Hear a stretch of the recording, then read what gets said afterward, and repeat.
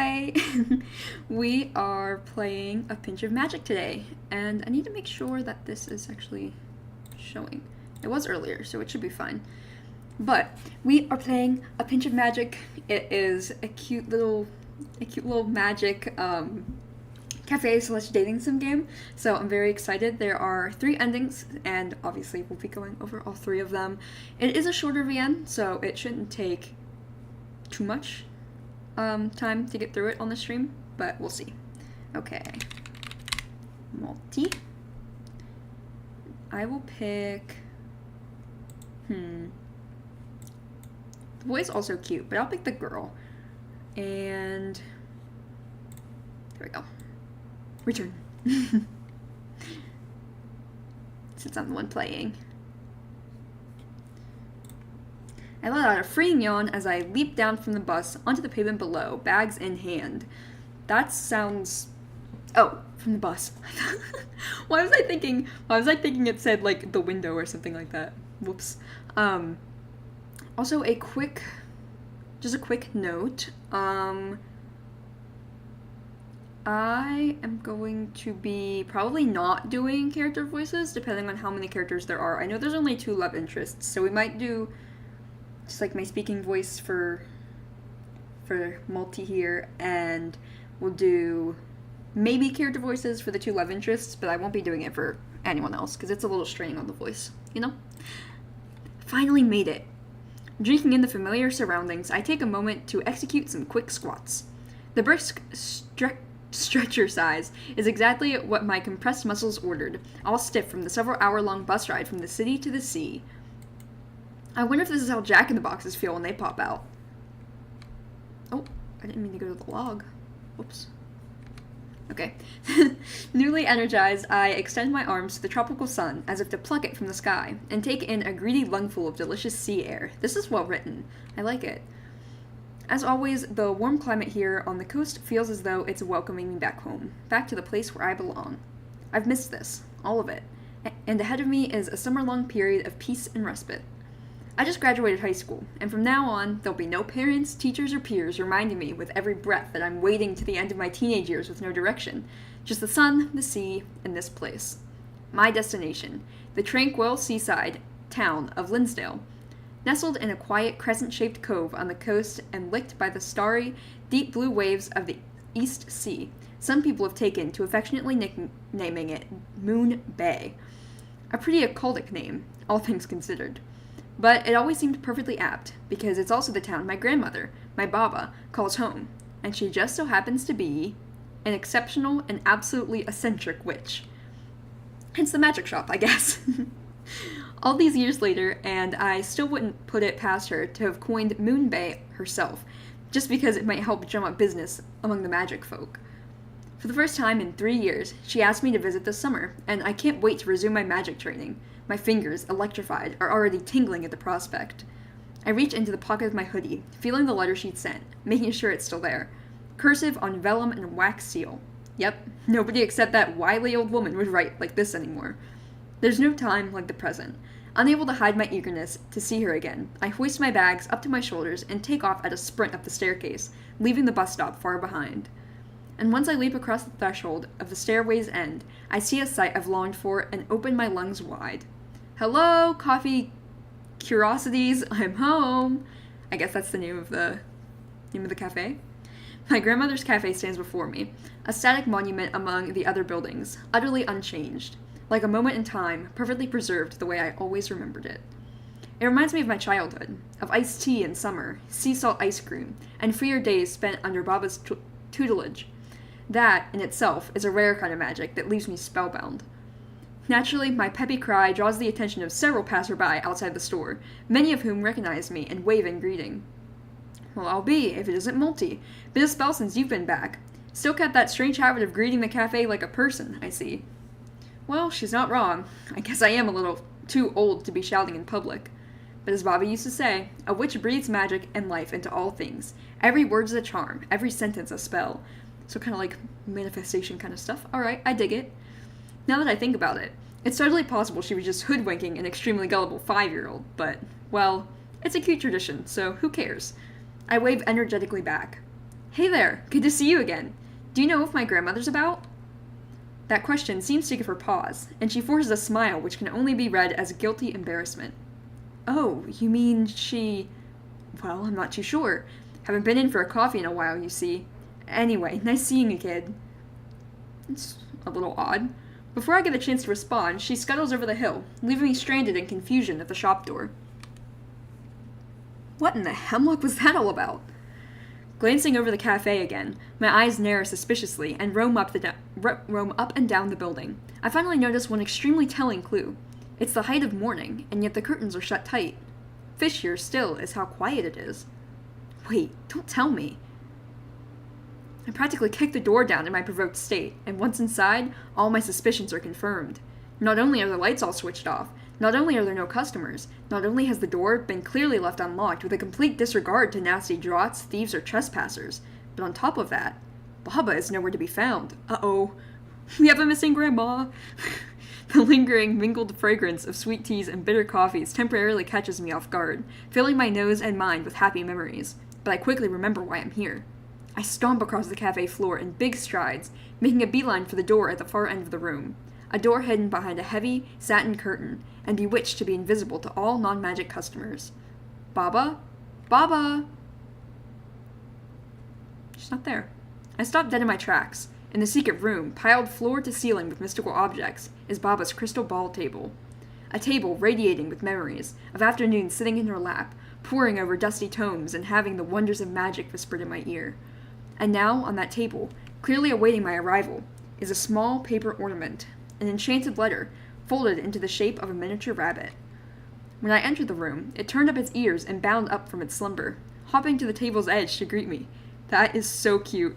It reminds me of, if you've ever been to Disney World, sometimes they will take like your towels and your blankets and stuff, and they'll fold them into little like towel animals.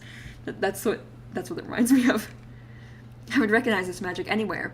Baba would while away for hours folding these critters for me as I studied, until she had gifted me the entire animal kingdom out of paper. It never failed to put a smile on my face. Which can only mean she's buttering me up for some unsavory news. I skeptically scoop up the paper rabbit in my hand, and at the touch of my finger upon its nose, it unravels itself. Sure enough, my grandmother has inked a note in cursive inside. My dearest Multi, I have run away. She ran away? Since I was the one who invited you to stay with me this summer, I'll venture that this will come as a big shock to you. It wasn't part of my plan, but running the cafe was beginning to feel rather droll. Then I remembered it's mugwort season, and also that the Witchy are holding a mushroom picking festival in the mountains. Much less droll by far. She really just ran away and left us to run the cafe so that she could pick mushrooms. I mean, fair, but she could have invited us along. Do not come searching for me. Write to me though, if you want me to bring you back some mugwort. Otherwise, I shall bring you nothing. Take care of the place while I'm gone. P.S. I hope you have the money. The pantry's empty. Great. I knew it! That wayward old witch. Slumping onto one of the table's squishy cushions, I throw up my arms in defeat. I absolutely should have expected this. Flying through life by the seat of her pants, living by her every whim, dropping things when they no longer suit her. The entire situation reaches into the far recesses of my mind, conjuring up echoes of countless other past examples of how mercurial Baba could be. I'm guessing that's like in reference to Mercury, but I'm not sure. Never heard that word before. Closing up at noon to go skinny dipping in the ocean, hosting a luau party, then passing out after an hour on her own deadly magic punch. Her crimes of capriciousness knew few bounds. She may have taught me everything I know of magic, but early on I had to master brewing tea and coffee, not just potions, to keep this place running smoothly. It suddenly dawns on me exactly why that passerby had acted so suspiciously. I bet she cut and run days ago and told everyone in town not to breathe a word. Yep, sounds about right. No matter how you cut it, she's just running away from her responsibilities again. I seriously have no clue how she's managed to keep this place running all these years. My lips press themselves into a thin, stubborn line. Mugwort tea is my favorite, though. I guess it's time to go shopping. An hour or so later, I've made begrudging progress on the cafe's sorry state. With the door now locked and the curtains still tightly drawn, I make use of the privacy by enchanting Baba's dustpan and broom and setting them to work on the floor. You know, I wish I had a magic broom that I could just do all my chores with. That'd be so nice.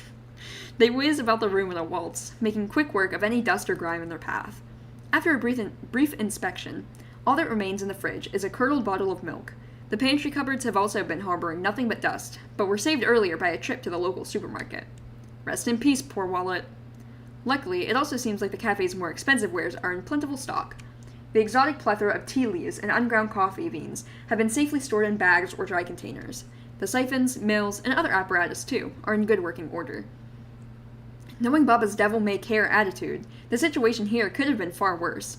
I should count my blessings she didn't let any rats into those sacks. That moment, as if my words had personally offended her efforts, Papa's cat slinked into the room and up onto the counter to glare at me. There you are, Hannibal, a witch's familiar reduced to a rat catcher. How the mighty fall in the wrong hands. But since you don't have anything better to do, if you see any about, you be sure to let me know. When I reach across the counter to scritch beneath her neck, she forgets her grumpiness in a heartbeat and pads off to the bedroom for an afternoon nap. With the dustpan and broom soon done with their work, I thank them for their service and quickly finish putting the cupboards in order. After a satisfying stretch, I pull back the curtains to survey the place triumphantly. So I wonder if, like, the objects and stuff, because she talked about the rabbit hopping, and obviously the broom and stuff was moving on its own, and she said thank you to it. I wonder if they actually, like, come to life, like if they have, like, real sentience, or if it's just, like, a magic spell thing that makes them move around. I'm kind of curious. Watch out, Linsdale, we're back in business. Standing there with my hands on my hips, it's a funny feeling that courses through my chest. A kind of liberation and pride, I almost said libertarianism, and pride that comes along with being free to wantonly spellcast for the first time in a painfully long while. I missed it even more than I thought I would. Not too rusty, though, thankfully. Now then, the last port of call is to flip that sign, and after that, I guess it's time to brew some criminally delicious coffee. See, I'm not much of a coffee drinker, but I do like warm drinks. As soon as I step outside, I pause. My senses are once more splashed by the salty air, the sun's warmth, and the far-off songs of a soaring flock of seagulls. And in my line of sight, the sea itself, a shimmering, crystal blue expanse calling me back to its edge. I have not been near an ocean in forever.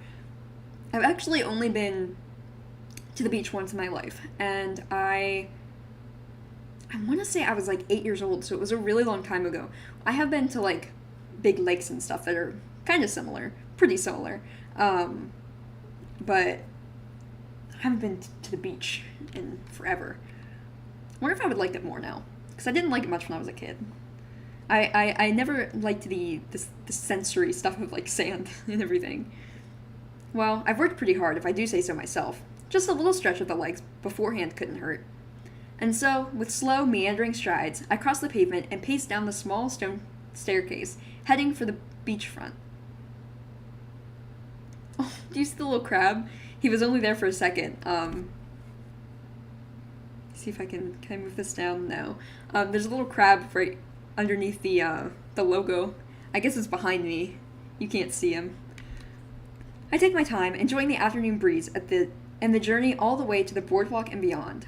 When I reach the beach edge, I slide off my shoes and press on, free and barefoot in the sand. It softly envelops my feet as I walk, like a floor made of satin. The waves, too, are like rolls of crystalline satin sheets being unraveled onto the shore, rolling over rocks, shells, and themselves, and gently slipping back to their source. As ever, Moon Bay, you're almost too perfect for words. I plop myself down in the sand, stretching out my legs and searching along the water's surface for something. I wonder if she's still out there. But before I can continue that thought, the phone in my back pocket hums, and when I retrieve it, I see several texts incoming from my parents. Their messages cascade simultaneously into the group chat, making it plainly obvious they're both sitting beside each other, typing with a joint agenda. Did you arrive safely? You forgot to text us. We were worried. How's Baba? Is she doing well? How's her back? And there it is. I sigh, typing back my regular response whenever they awkwardly attempt to bring her up. If you're that worried, you could always, try talking to her yourself. Dad, I'm sure she'd like to hear from you. From both of you. So she's like kind of estranged. I wonder if it's because of her magic or if it's because of something else. After a brief exchange, ending in I love yous all around, I fling my phone to the side and fall back onto the sand bed. The history between my parents and Baba was fractured, to say the least. In this world, where so few people are gifted with the ability to wield magic, we hide what we are for an easier life. Hundreds of years ago, those without the gift feared us, persecuted us, and worse. The world was messy. The witch folk decided almost unanimously that it was better to fade into anonymity than to cause trouble.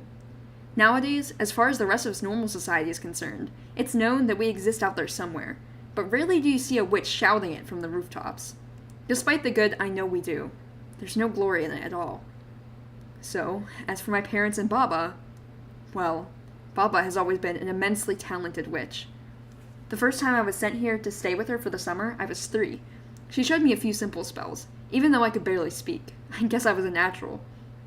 I still remember her sweeping me up when I successfully levitated a paperclip. She was so giddy, it was impossible for her to contain herself. That's so cute, thinking about, just a little small child performing magic with her grandma. This VN is really wholesome so far. But my parents were different. They never taught me magic, never encouraged me to learn it. That all they wished for me was an utterly normal life. They asked Baba to stop teaching me, and that was that. Okay, so it kind of stems from her magic, but it's more that they wanted me to live a normal life, and Grandma was like, but she has power. Or so they thought. When they found out I'd flown in the face of their disapproval, and had secretly been studying harder under Baba every summer for 10 years. Oh boy. I remember that day. Dad's face went a shade of blue I didn't think was possible outside of being hexed. After that, the relationship became strained. They stopped talking. I became their mediator, their owl, ferrying messages back and forth. See, they want what's best for the kid, but both of them do, but then they're still making her be the mediator, which is obviously not best for the kid. I stopped visiting Linsdale for a while, to give them all time to cool off. A normal life. A boring life, devoid of magic. I feel empty just at the thought of it, but honestly, I don't really have the first clue about what I want to do in the future. If only witch folk didn't have to hide who we are. As I raised myself back to hug my knees, I realized that I've been absent-mindedly dragging a finger through the sand all this time. I've drawn nothing remotely artistic, of course, just a bunch of badly drawn swirls that barely resemble shapes at all. These are almost as terrible as Kia's. A spark ignites a recollection in my mind. A spark which sends me flying back to before I'd been interrupted by my parents' messages, back to thoughts of a friend from long ago. My eyes met the sea again, Kia's home, my childhood friend, who had been as much part of my summers in Linsdale as my grandmother. I think maybe this is one of the love interests. She was an extraordinary person in her own right, a mermaid who befriended a witch. Shy and a little fumbling in the beginning, she barely grasped human language. Kia was about the only sound she could make. We'd communicate by drawing shapes in the sand, though hers were terrible. I got pretty good at deciphering them. I could still clearly remember our first meeting on the shore. I was 5. Mom and Dad had just asked Baba to stop teaching me magic, and I was wailing into the ocean at the top of my lungs. And it was only once my tears had dried that I noticed a curious baby mermaid, who'd snuck away from home to investigate the surface, was peering at me through the waves. As I reminisce, a smile spreads across my face. Kia. That's right. I wonder if she and her family even still swim in these waters. With renewed purpose, I leap up and dust myself off. I tread up and down the beach, scanning the waves for any sign of movement, but unsurprisingly, I don't find a trace of her anywhere. There isn't a fin in sight. Well, that'll teach me for being willfully optimistic, as if mermaids would ever venture this close to the shore. They'd be found out in a heartbeat. Still, I haven't exhausted all the tricks up my sleeve just yet. Determined, I set off up and down the beach once again, this time with my eyes to the sand, scoring the golden floor for a very particular object. And finally, wedged between some barnacled rocks, I found exactly what I'm looking for. A prismatic conch, shimmery and weighty to the touch. And more importantly, in the hands of a witch, it's a horn that, when blown, can sing a song only a mermaid can hear. It was an ancient spell Baba had taught me as a child, used by old witches in times of strife to call mermaids to their aids. And together, Kia and I had repurposed it. Since the day we met, it had been my way of communicating to her that I'm here. I want to see you. Well, I suppose there's only one way for me to find out if she's still out there, listening for me. As a precaution, I spin about, checking for onlookers, but this corner of the beach is deserted. I feel like it wouldn't be that odd anyway. She's just like being silly and playing with a conch for anything that anyone else sees. So reaching into the recesses of my mind for the ancient spell, I pluck out its melody, note by note, and whisper my request to the shell at my fingertips. White of the waves, my bottomless heart be, an ocean of love built just for thee. And if thou art astray in faraway foam, the song of my sea will call you home. As the conch begins to gleam, I gather my breath and blow gently into its tip. But no matter how many times I call, Kia doesn't appear. The waves simply keep rolling over the sand at my feet, slowly soaking in and causing me to sink. So, she left in search of somewhere better after all. No Baba, and no Kia. This truly was shaping up to be a pretty miserable summer, and the pang of pain I feel in my chest is sudden but not unexpected. 3 years ago, when I said goodbye and left Linsdale, I didn't know it would be the last time. I didn't get a chance to tell her. Somewhat sad, my shoulders droop a little. She always was so timid and unsure of herself. I wonder if she waited every summer for me to come back. And I never did. But never one to let sadness get the better of me for long, I clap my cheeks together. At the very least, I know that right now, what I can do is see her off with a smile. I'm sorry, Kia, but I hope wherever you are, you're swimming happy. And that your drawings don't suck anymore. After exhaling my feelings cathartically in the afternoon air, I turn heel and head back towards the stairs. It's time to open the cafe for the evening.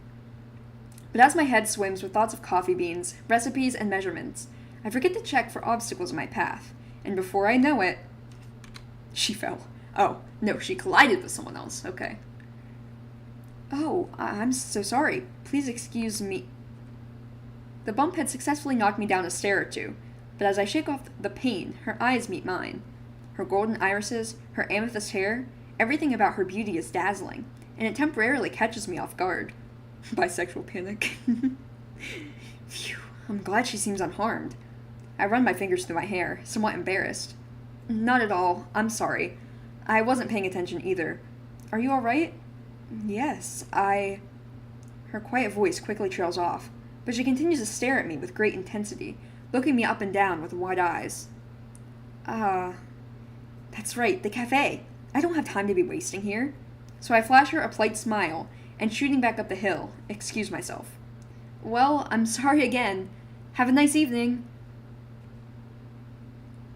I think she recognizes us.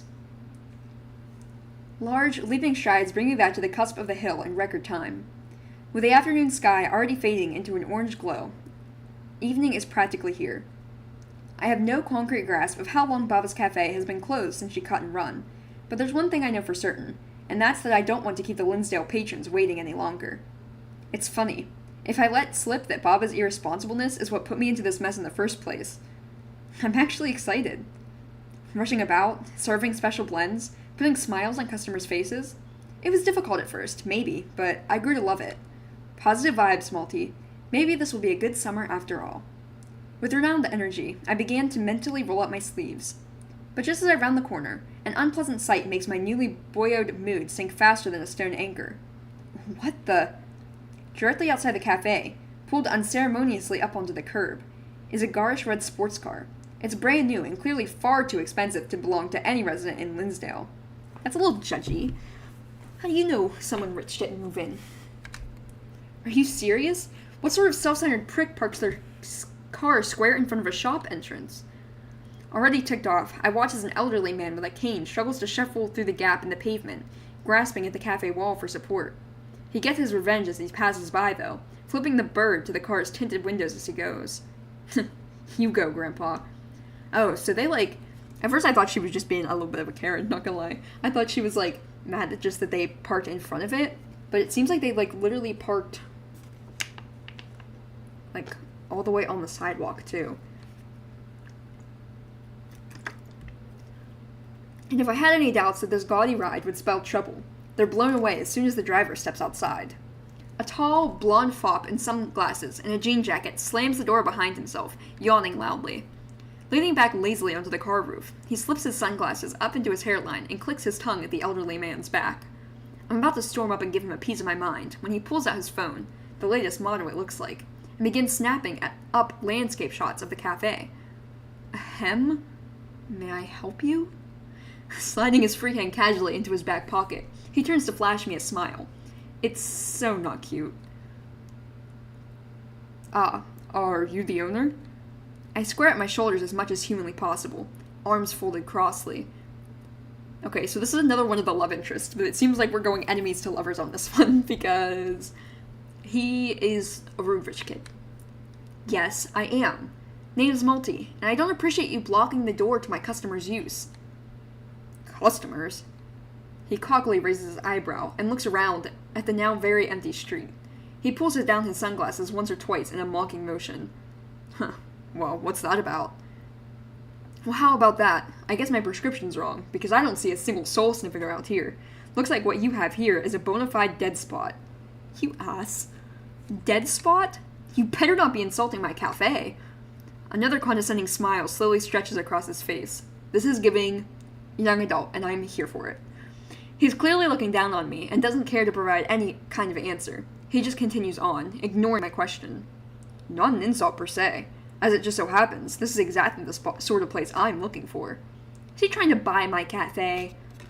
With a twinkle in his eye, he straightens up and spins his phone into both hands. His whole demeanor changes as he begins typing on the screen with lightning speed. So, what's your specialty here? Cafe Cubano? Chinese teas? Matcha? You do serve something other than salty tap water, I assume. Sure, there's a bottle of rancid milk in the fridge with your name on it. Yes, all of those things. We aren't some backwater cafe that only serves standard drip swill. We? So you run this place with someone else? My grandmother, she's not here right now. Uh-huh. And what's this place called? Are you freaking kidding me? Look at the damn sign, poster boy. I sigh, loudly and dramatically. Coffee Curiosities. His fingers pause their tapping for a moment. He takes the time to raise a smug eyebrow at me. Right. Bravo. No, really, it's inspired. A little desperate, and only slightly nauseating. He stands up straight and takes one more large gulping glance at the cafe's facade. I don't like this man. I don't like him. Then he flips his phone and snaps a headshot of my startled face.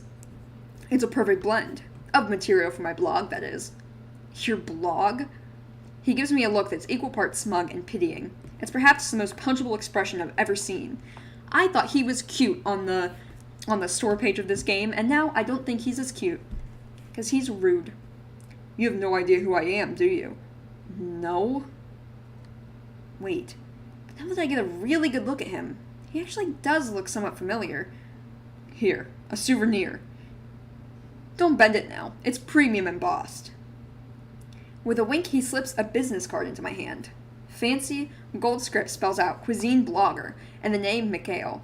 Is that how I pronounce that? I need to see how I pronounce that. I don't want to be getting it wrong the whole stream. Pronunciation.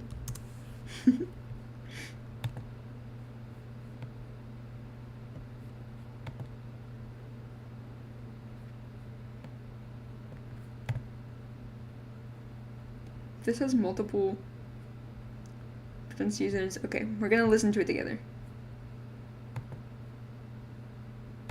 Okay. Get wrong, so make sure to stay tuned. Say it as Mikhail. This is Mikhail. Mikhail? Okay. Pronunciations. Okay, we're gonna listen to. Hopefully that's not a lie. Mikhail. Okay. It's similar to Kyle, which makes sense because, you know, the name Kyle. Guess I'll use it when I run out of toilet paper. I snap the card from his fingers, making sure to look thoroughly unimpressed as I do. His smarmy veneer cracks, just a little at that. Charmed, I'm sure. Now then, let's hope your coffee's wildly lives up to my expectations, shall we? I can feel my blood boiling. The way that smirk plays at the edge of his mouth. It's perfectly obvious what his expectations are. Though I still can't place his face. I've read about bloggers just like him. Vindictive types. Traipsing around the country, targeting coffee shops with small customer bases, searching for the worst of the worst on their scathing reviews, like sharks feasting on krill. For a second time, I slide my gaze grimly over the red sports car, with its ostentatious wheels, shiny mirrors, and wax gleam. I suppose when you're the scum on the surface of the industry, it doesn't matter if you destroy businesses wherever you go, as long as those clicks keep coming. Well, he's not gonna drag Baba's cafe through the mud on my watch. So, here I am in the flesh. Your only paying customer and all that. I drove 2 hours from the city to find this place. Aren't you gonna let me in? I stride up to the door and start to unlock it, but inwardly, that boiling blood is starting to boil over. I'm in no mood to play nice. In fact, just for the audacity of coming here and trying to mess with a witch's business, I'm perfectly happy to play a little dirty. With the help of some magic. Slipping my hand inconspicuously behind my back, I start to weave a spell in the air. I step towards him, all the while, a sweet smile is plastered on my face. Mess up his car. Mess up his shiny sports car with your magic. He'll never know. Sure, I don't have a problem with that. You're welcome to try my coffee. Quickest way to get you off my property. But you might not want to step inside just yet, cause... Save. We're gonna prank him with magic. He left the handbrake off on your car. Yeah! I knew she was gonna mess with the car. He spins about just in time to see his shiny red ride slowly slipping back down the hill on loosened wheels. Bianca? Bianca, come back! He named his car. Granted, we also named our car, but... cringe. Mikhail bolts immediately, tripping over himself down the uneven cobbled street in pursuit. Psh, my car's moving so slowly. He'll manage. It's fine, right? Bianca! And down goes Mikhail, like a sack of spuds.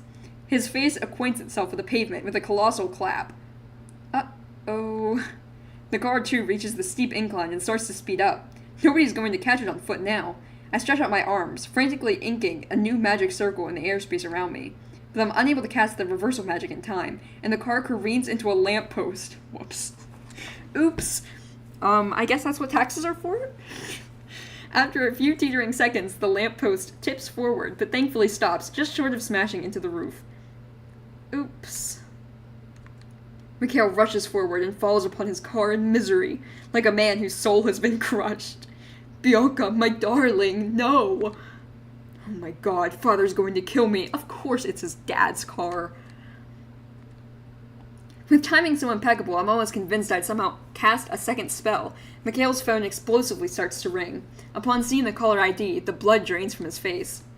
Father, it's good to hear from you. No, I'm fine. You're back from Hawaii? Oh, well, yeah, of course I can, but, Father? About the, car you bought me?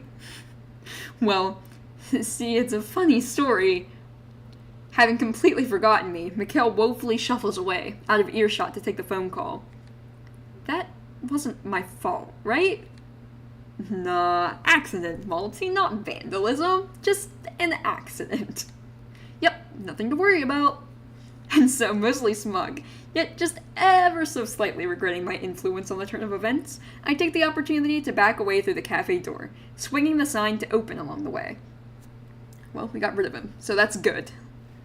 I see this as a win. The minutes, then tens of minutes, painfully tick by. Not a single potential customer steps inside or even hazards a peek through the windows. I start by leaning over the counter, head in palms, alternating between watching the clock hands and the bell above the door. But I quickly get bored, and my twitchy hands tap the counter, searching for something to do. Mikhail's business card's nearby, exactly where I'd thrown it earlier, so I retrieve it and twirl it around absent-mindedly. Let's find out how famous this guy really is. Whoa, seriously? A quick phone search pulls up hundreds of results. Blog posts with hits into the tens of thousands. Sponsorship ties to the prominent worldwide cafe chain, Moonbucks. Moonbucks. Instead of Starbucks. A hefty follower base on social media, and even a narcissistic modeling profile on monochrome shirtless photographs. Just great. As if I don't have enough problems right now. Ugh, and what's with all these pictures? He's dripping wet in half of them. Did he turn on a hose or something? So stupid. Now, even more irked than ever, I chuck my phone aside and go back to watching the clock. All this inactivity is doing nothing except stiffening my muscles and making me anxious. 30 minutes, not a whiff of anyone. Not even one of the regulars. This can't be right. I recall my previous summers here, when they were always not magics in which folk running around, mingling, joking, and shooting friendly banter back and forth with Baba. Back then, her cafe had never seemed wanting for patrons. Each day, a steady stream of satisfied customers would come and go at an even pace. It had never been busy, but it was comfortable. Sure, it's unlikely that there's a lot of witch folk making that trip right now. No doubt they're all up on that mountaintop with Baba, picking mugwort and betting on drunken duels. But for there to be no non-magics around either? I glance back at the clock, disappointed by what I see. It's far too late now to be trying to pluck customers off the street, but if I root around, there may be something of use laying around somewhere. So, determined to be productive in some capacity, I trawl through some of the lower kitchen cupboards, hoping to find something to use to attract new customers in the morning. Sensing activity, Hannibal slinks into the kitchen and curls around my leg. With a pointed meow, she leads me to a hatch under the rug on the floor, below one of the open cupboards. Nice! Good job, Hannibal! She purrs silkily and continues to circle around as I rummage through the contents of the hatch box. There's not much of use, but I do stumble upon an old signboard for advertising and some pastel chalk sticks. This is perfect. If I spruce it up a little, it'll do for a mini menu at the end of the street. Hannibal pokes up her little head beneath my arm, demanding scritches for her hard work. I'm so distracted I failed to hear the bell chiming at the door. Good girl. Who's gonna get some fishy witches tonight? That's right, you are. Excuse me? Ow. Just a second. I'll be right with you. Clutching the bruised crown of my head that just exchanged blows with the cupboard door, I totter embarrassingly back to my feet and heave myself over the counter. A radiant sight greets me. I was hoping it was going to be her. Oh, hello. Fishy wishes? Sorry, I was talking to the cat. Oh, I remember you. Her eyes visibly sparkle, and her cheeks pinken. You do? Of course, the lady from the beach, right? I'm so sorry again for bumping into you back there. Oh, no. That's quite alright. So that's what she meant. I'm thinking this might be Kia. Because she's very much seeming like she knows us, and the only other woman that we know of, other than Baba and Multi, is Kia.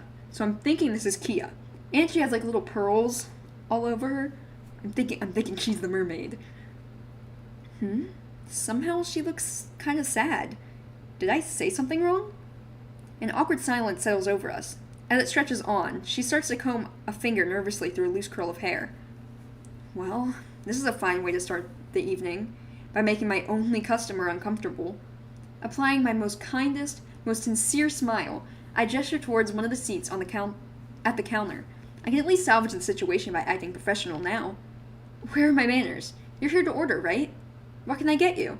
We have a menu around here somewhere. As I rummage behind the counter, though her body language is shy, the woman's striking, sandy eyes watch me intently. I can't help but feel a little nervous. Here it is. I slide the menu across the counter. A lavish, high-end tablet listing all our served items, including coffee blends, black, white, and green teas, small meals, and desserts. But this tablet, much like the cafe itself, has a mystical secret up its sleeve. A coffee cup-shaped tab on the screen, enchanted to be invisible to non-magic customers, conceals a hidden second menu. One that displays some of Baba's oldest potions and other recipes designed for more magical patrons. I admit, I was surprised earlier to find such a thing myself. A paper menu was all that existed before. But the tablet looks brand new and screams impulse purchase, which unfortunately also happens to be one of Baba's many bad habits. The woman graciously takes the tablet from me. Tucking a periwinkle curl behind one of her stylish earrings, she begins scrolling intuitively through the menu. She's so elegant and glamorous, and her eyelashes have this beautiful dewy quality to them, like black waves breaking on the beach at night. So strong with that association, I was curiously struck by a sense of familiarity. But then, you have nothing new on the menu, I take it? Sorry. You could say I'm somewhat of a regular here. I know this place, and its owner, very well. Oh, then I take it you also know my grandmother's out of town right now? I do, but it's no trouble at all. I didn't come here today to see her. She tilts her head shyly. It's a devastating move, but I don't think she's doing it on purpose. Is she enjoying her vacation? Yeah, I'm sure she's having a whale of a time. She pulls stunts like this far too often. I'm half convinced she dragged me back here just to rope me into running the place for a few weeks. The woman shuffles somewhat bashfully in her seat, lowering her eyes to her lap. Well, if it brought you back to Linsdale, then I'm glad she did. Just think of this as a salacious encounter. Did she mean to say serendipitous? With a gentle smile, she clears her throat. You imagine a strange, pretty lady coming up to you and being like, think of this as a salacious encounter. With a gentle smile, she clears her throat and taps the screen with her nail. The highlighted drink is the salty kelp latte, a popular sea-based item from the secret menu. This one, if I may. It's my usual order. Sure thing. It'll be just a moment. I flash her a knowing smile before stepping over to the counter area to prepare her order. So she is magical, so I'm guessing this is definitely Kia. It has to be. As I lay my hands on the glass bottle of kelp leaves, a spark of inspiration hits me. And so, let's just prepare the drink normally. Nah, I may be itching to use some magic, but there's no need to show off. She might not appreciate her latte floating all over the shop. So instead, I get to work quietly and efficiently at the kitchen counter, preserving the energy I would have spent using magic. I just don't want to mess up her order, she's pretty. First, using the mortar and pestle, I grind the kelp blades into algae powder and lightly dust them with sugar. Then I slide a jug of fresh milk under the coffee machine's steaming wand. It soon fluffs up deliciously with tiny micro-bubbles. Perfect. Alright, maybe a little flourish couldn't hurt. I glide across the floor, spinning a cup and saucer into the woman's hands. My deft fingers pour the powder into the basin of the cup, with a dash of seawater on top. Lastly, raising the milk jug up to a high angle, I let it pour. It cascades down into the cup like a silken waterfall, warming all it touches. A twirl of a spoon, and the drink is made. The woman's eyes light up, and she takes a big, delighted sniff of the sweet and salty steam rising up to tickle her nose. What a heavenly smell. And now, for the finishing touch, could you tell me your name? She looks agitated, as if she had particular trouble answering this question. It's, Kiana. Alright, sit tight, Kiana. Girl, you know someone named Kia. You know this lady seems to know you. She just said her name is Kiana. She's a little ditzy. I reach across the counter for a thin, nozzled bottle filled with caramel, and in small, delicate letters, write her name across the milk foam. And there we have it. Bon appetit. As she puts her drink to her lips, the warm steam brings a soft flush to her cheeks.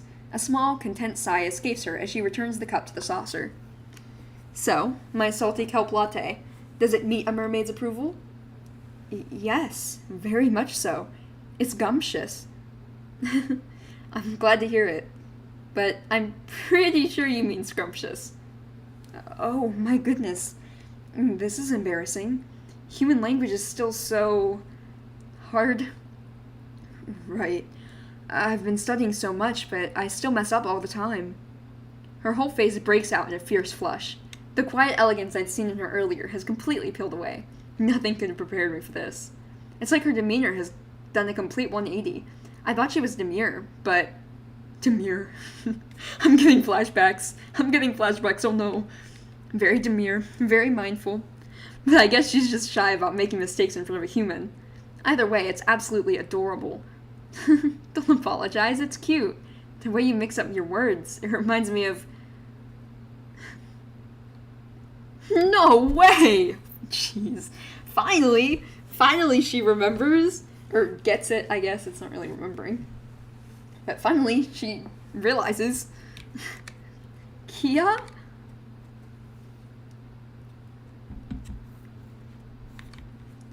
And so, I've been visiting the cafe ever since my bridling ended. I suppose I look quite different now, don't I? That's quite the understatement. I didn't recognize you at all. An hour later, Kia and I are sitting together, lattes in hand at the counter. We've been talking so animatedly, I barely think either of us have paused for a breath. By now I recognize her familiar shyness and her adorable mannerisms, but I have to admit, seeing her adult human form for the first time is still throwing me for a loop. Perfectly understandable when I consider she still looked like a child 3 years ago. What, do mermaids go through, like giant, puberty waves or something. They stay child and then just, poof, they're grown-ups. The changes to her face in particular are profound but not unexpected. After all, I know very well that mer people experience growth very differently from humans. A mer person's childhood, their brineling period, would last from the time they hatched until they reached a normal age of human adolescence. Throughout the brineling, mer children would barely appear to age at all, maintaining a childlike appearance for years and years. And then, at the brineling's end, what awaited them was a highly accelerated transformation into an adult body, and the ability to adopt a human form. After I met Kia, because we couldn't really communicate at first, I remember wanting to learn more about her kind. I found out about the brineling and the change through one of Baba's old books. As I also recall, I had to climb off her bookcase like a monkey to get it, and slipped on the way up. Kia cried for hours when I turned up at the beach covered in bruises. So, when did your brineling end? When I was about 17. It was a year and 3 months after you left. Not that I was counting. When she catches me smiling, Kia turns away and scrambles for her drink. It's the cutest thing.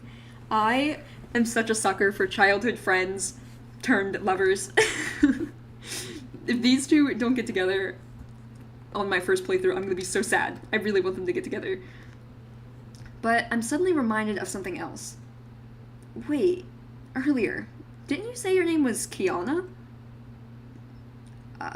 Well, after you didn't seem to recognize me at the beach, I was a little embarrassed. She sighs heavily, resting her hand over her heart. And even though I came to the cafe just to see you again, I still couldn't bring myself to say anything. Oh, but Kiana's just the land name I chose for myself, so I wasn't exactly lying to you. I just had trouble pronouncing it when we were children. I do use it around Linsdale. My family in the ocean still uses my sea name, of course. I probably shouldn't pry into that. Mermaid sea names are private, intimate things after all. I guess I should be more careful not to call her Kia too much around town, though, either. Why wouldn't they just think it's a... Wouldn't they just think it's a nickname? With that question out of the way, I loop the conversation back around to what really matters. So, how was it? Your change, I mean. Oh, it was, better than I expected. The growing pains, were bad for a while, but compared to the others who experienced it at the same time, my change was relatively quick. She takes the last few sips of her latte, then lays the empty cup down and fingers it pensively. I'm just happy that my outside finally matches who I am inside. When we used to play on the beach together, we couldn't go far because, well... I chuckle as I head back around the kitchen counter to watch the cups and saucers. No legs? Right. Hi, Wolf Echo. Or Elko. I don't know why I said Echo. You were growing up, and in my mind, I was growing up with you. But physically, for me, nothing was changing, and every year, it felt like you were getting further and further away, and there was nothing I could do about it. We used to draw so many shapes in the sand, all the things I wanted to do, all those places I wanted to visit, but because of me, we couldn't do any of it. Her eyes glaze over. She suddenly looks quite dejected. Not wanting to watch her beat herself up, I take her hand in mine. But we can now, right? Exactly. No more hiding in the rock pools or covering up her fins with a blanket I brought from the cafe. We can stray as far from the beach as we like now. Go anywhere we want. Now that you have your human form, the world is your oyster. You just let me know what you want to do, and we'll go do it. It works like a charm. Kiana's sandy eyes light up, and she leans across the counter, brimming with excitement. Okay. Oh, but with your grandmother gone, you'll be working here full-time, won't you? Then, until we can do something, I'll stop by every day to see you. I shrug my shoulders, gesturing towards the empty room in an exaggerated way. Thanks. I'd appreciate the company in more ways than one. As you can see, this place isn't exactly hopping. Without a regular or two, quite honestly, I might struggle to make ends meet this summer. And based on the day, I'll take just about any customer I can get. Anyone but that vain fop, anyway. The more I remember his smug face, the crabbier I get. It's at the point when I realize that I'm not so much drying the cups as grinding the tea towel into them, that the bell at the door rings for a second time. Welcome. Just take a seat and I'll be with you straight. Speak of the devil. Mikhail strides inside, looking the interior over with both hands shoved into his jean pocket with a slightly furrowed brow. He's looking decidedly less cool and collected than this afternoon, though it's obvious he's trying his best to mask it. Nice place you have here. The drafty cracks in the wall are a particularly nice feature. Ugh, he is not cute. At all. My jaw joints creak like unoiled metal as I force a smile. Look how angry she is. She is not like this man. Me neither, though. I get it. Linsdale's tourism prides itself on the town's invigorating beachy sea breeze. Why deprive our customers just because they're indoors? Cute. Very cute. Sensing Kiana's discomfort, I gesture towards the counter seats with an audible huff. Well, sit down if you're here to order. You are here to order? Mikhail slides into the seat directly beside Kiana. He beams obnoxiously as he pulls out his phone. Of course, and I don't need a menu. Just serve me your best attempt at coffee. You going to pay for it? Please, of course I will. I'm not trying to put you out of business. I retreat back to the kitchen to begin scooping and grinding the coffee beans. I keep one watchful eye on Mikhail at all times. Thankfully, though his gaze is still roaming all over the interior, he isn't trying to snap any pictures. But it's obvious he's searching for something. A juicy tidbit, a draw for his story, and so, after his eyes complete their rounds of decor, they naturally fall on his neighbor. Are you a regular here? Yes, I come here most every week. His eyes widen in genuine surprise. Really? What's your usual order? If it's that good, maybe I should have ordered that too. Oh, a little awkward. I don't think you want kelp milk. She flutters her eyes to me, begging for assistance, but I'm way ahead of her. I make 3 strides back to the counter in a heartbeat and step in. She's a special customer. Her order's not on the menu, and it's, shall we say, an acquired local taste. I doubt you'd like it. Gotta admit, though, I'm sorely tempted to put seawater in his coffee just for the heck of it. Must resist. Yeah, we have to resist because if we get bad reviews, then we're never getting another customer. Well, that's a shame. You'll have to let me in on the secret of that drink sometime, miss. Ever sweet and polite, Kiana holds out her hand to introduce herself. Kiana, just Kiana is fine, and, I'm afraid I don't know much about the recipe, or coffee for that matter. Just as I become concerned that Mikhail might be about to defile Kiana's hand with a kiss, another one of those pretentious business cards appears in his hand, and he drops it into hers. Enchante, I'm Mikhail, and I just happen to be an expert on coffee. I'm a cafe blogger. Oh my god, I want to punch him in his face. I don't like him. Oh. Cuisine? It's pronounced cuisine. Oh, not him. Oh, it's pronounced cuisine, Kiana. It means food. I turn to Mikhail and scramble for a cover-up. She's not from around here. But her accent? He doesn't look convinced at all, but thankfully, Kiana's pure-hearted curiosity comes to the rescue. You write about food? Then you're here to write about coffee curiosities? Yes, that's the intention. No doubt you've heard of my... But Kiana's already stopped listening. Multi, this is perfect. Now you won't have to worry about finding customers. Once he tastes your coffee, he's sure to love it, and if he writes something good, people will come from all over Linsdale. Kiana, my sweet summer child, your innocence is wasted on him. He's not that kind of blogger. As I slowly turn the coffee grinder, I give Mikhail a disapproving side eye, and he shifts in his seat. The twitchy guy sitting beside you only visits coffee shops he expects to be bad. His blog is just a collection of hatchet jobs, designed to be shocking and tank any business he writes about. He's only here because he thinks my coffee is going to taste so undeniably terrible, it'll make for a juicy article. With one last yank, I grind the last of the coffee beans into dust. Or have I missed anything out? Mikhail practically rolls his eyes into the next century. Hey now, you make it sound like I'm the enemy here. Ask my darling readers and they'll tell you. The only 2 things I'm guilty of in this business are being criminally handsome and honest. And the coffee they serve at all those other cafes just happen to be honestly awful. So just think of it this way. This is your perfectly fair chance to impress me. Not that you will. I've savored all the finest blends in this world has to offer. But you're welcome to try. It seems to take Kiana a few moments to process all this information. I guess she isn't too knowledgeable about the side of humanity's society yet, but once it does click into place, she looks crushed. But that's... How could you do something like that to hardworking people? That's so...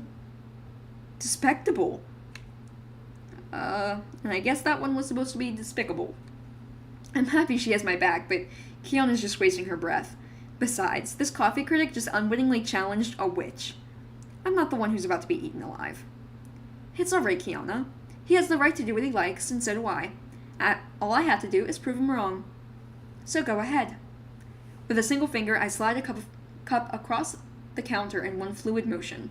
It stops just shy of Mikhail's hand, taunting him like a gauntlet being laid down in a declaration of war.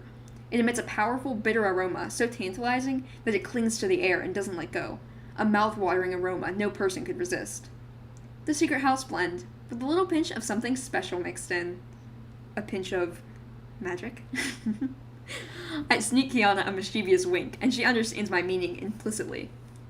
Drink up. You won't be disappointed. What's the matter? You should drink it before it gets cold. I won't let you use the excuse that it was bad simply because you ruined its flavor by letting it sit too long. Brimming with devilry, I decided to push him a little harder. As the expert here, you wouldn't want to make that mistake, would you? Watching him squirm and tug at the corner of his jacket, I realize I'm enjoying myself far too much.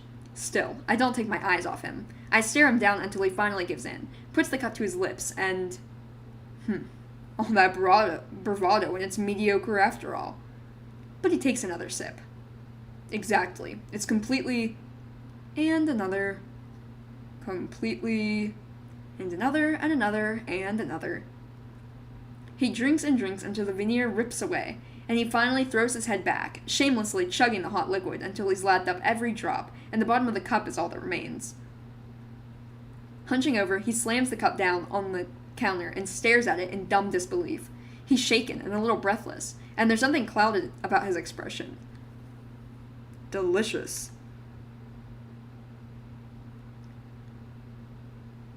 It's 9 p.m. Closing time draws near on this, my first day of running the cafe. As I finish scribbling down orders onto a pad of receipt paper, I rip the page out and hand it over. So, 3 secret blends, 1 small and 2 grandes. That'll be 7 gold. He's been scowling like this ever since he finished his first cup. Truthfully, he looks more mystified than anything else. After the first cup, he sat shell-shocked for several minutes, then sprung up and demanded 2 more of the same drink in quick succession. Oh no, did we make him addicted?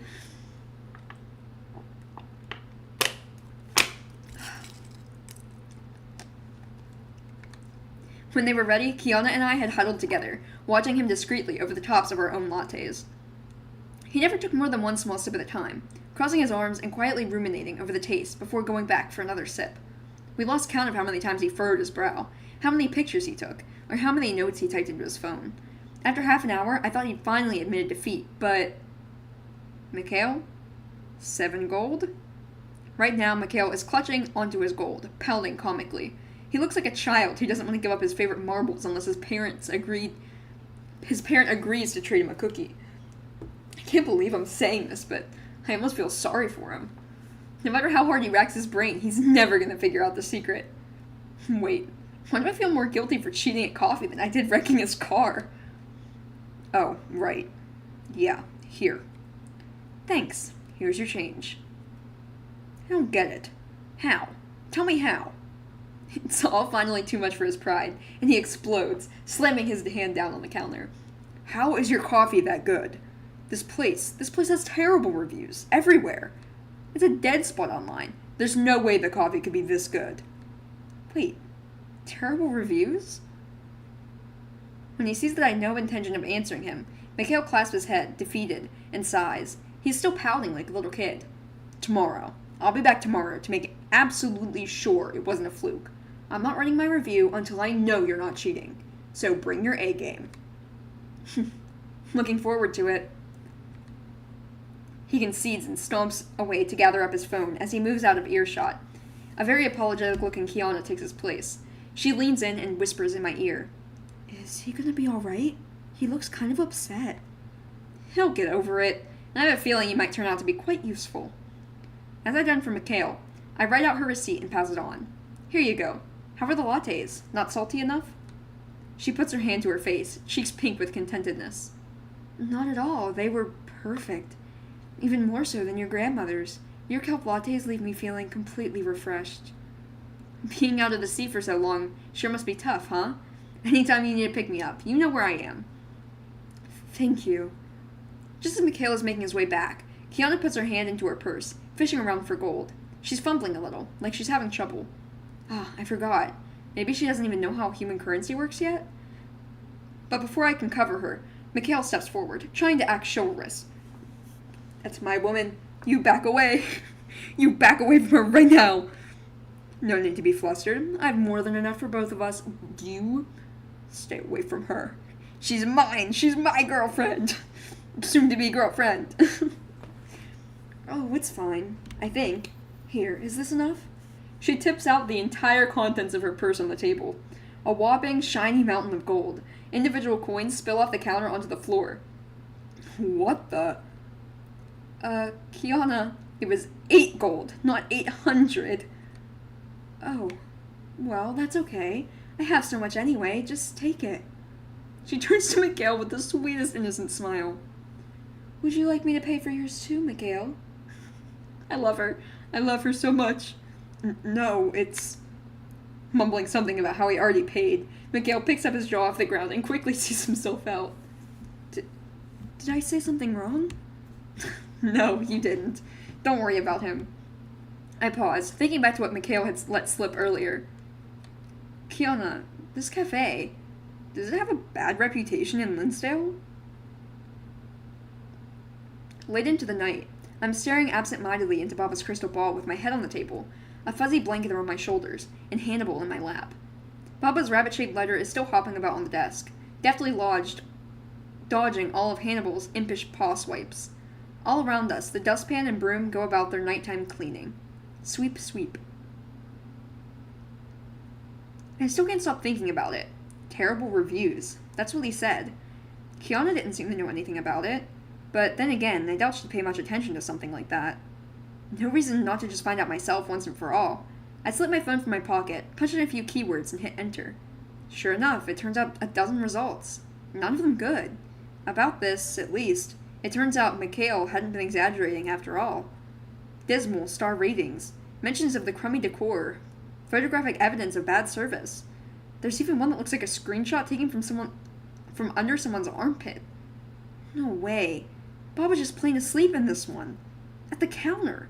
Not even trying to hide it. All of the public reviews, at least, seem to have been written from the point of view of outsiders, but that doesn't comfort me much. It only means that Linsdale residents still care enough about Baba as a friend not to out her online. And let me guess, all these ratings go back... Yep. 3 years. Not so subtly, back to the end of my last summer at Linsdale. So her business declined because she was she's upset with the parents and everything, I'm guessing. I need to see something real quick though. Let me look something up.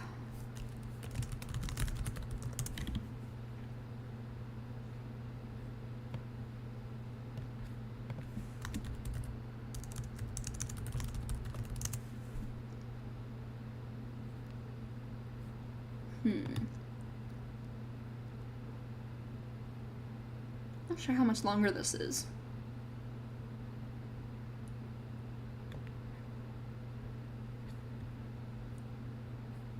Okay, we're gonna go back to it. Not so subtly back to the end of my last summer at Linsdale. Suddenly, extremely irked all over again, I grab a pillow and hurl it in the general direction of the bookcase. Several old ledgers come tumbling down and clatter on the ground. Honestly, Baba, you're a powerful witch. If you didn't want to run a cafe in the first place, why didn't you do literally anything else? This is exactly why Dad's always worried about you. After screaming out some frustrations into the void, I haul myself over to the tatty pile of books and start gathering them up. Hannibal trots near, stepping all over the ledgers, then curls up on them for a snooze. She's about as helpful as a sixth toe. And what about you, huh? Didn't think to mention that tidbit, did you? The truth is, even if her heart had never really been in the cafe, I know exactly why Baba chose to stay in Linsdale after all these years. once she laughed at me and told me it was because she could lie on the sand in a bikini, drinking coconut juice every day. But really, it was because of all the shirtless surfers, wasn't it? Okay. I picked up the last of the ledgers, shaking Hannibal off the cover, but I stopped when I realized it's this year's edition. Something in me holds back from returning it to the shelf before taking a peek inside. A feeling, or more like a terrible witch's intuition that Baba had once one more bony skeleton in her closet, waiting for me to discover it.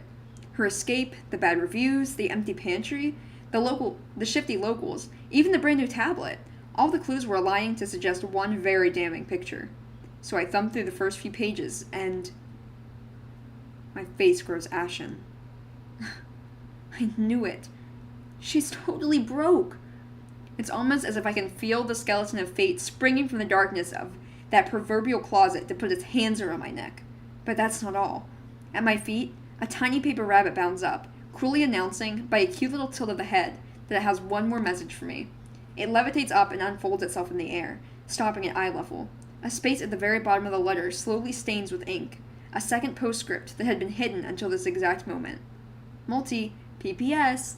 That's right, I'm broke. Don't really know how that happened, really. Be a dear and sort something out before I have to file for bankruptcy. I'm kinda understanding why the parents don't want her hanging around with the grandma. I believe in you. Look, there's Hannibal. He has 3 eyes. Oh my goodness. At the crack of dawn, the alarm goes off. My eyes snap open and I launch myself out of bed, almost burying a sleeping Hannibal in the duvet I shake off. After a brisk run on the spot, I slap my face a few times until I'm absolutely fully awake and ready to deal with this nightmarish situation. Alright, action plan for today. Step 1, get dressed. I tear the wardrobe open, throwing whatever I touch first onto my body. Being fashion conscious isn't going to make a difference today. Okay, step 2. Don't think about how much pain you're going to inflict on Baba when she shows her face. No plotting, no curses, no hexes, nothing. Focus. Today is about the customers, cash, and coffee. Nothing else. But mostly cash. I leave the bedroom behind and hurry down the corridor towards the kitchen, snapping life into the closed curtains and air conditioner with my fingers as I go. Cool air and sunlight flood the room just as I step outside to flip a sign. With the sign set to open, I pause briefly to place a kind hand on the warm cafe wall and take in the crisp, briny morning. Morning coffee curiosities. It's a beautiful day. Step 3. Save this place. Save my home. Tell me, because I'm dying to know. Do the bricks ever talk back? I turn to see him grinning mischievously, and clearly in a better mood than I'd expected today. The bare skin peeking out above his t-shirt is already glistening a little from the tropical morning heat. You look... Don't say cute. Don't say cute. Do not say cute. Sweaty. Do you like sweaty? Who likes sweaty? He throws his head back, laughing at my reaction, before taking a few steps closer. I'm just teasing. Mostly. Listen, I did some thinking last night over the, well, quite honestly, very subpar hotel I stayed in. My car's in for repairs, so it looks like I'll be stuck here a while. So I'm not here for a fight. But as long as I'm here, I will take another cup of that special house blend of yours every day, for research purposes only. The image of that dusty old pile of ledgers in Baba's secret room flashes up in my mind. The red ink scrawled across their page, the zeros backing every number. Suddenly, I'm feeling very amenable to keeping Mikhail around as much as possible. Hey, maybe he'll write us a good review. You'll never figure out the recipe for that blend. But you spend 20 gold a day, at least, for as long as you're here, and maybe I'll agree to let you in on the secret. A slow smile spreads across his face. Fine.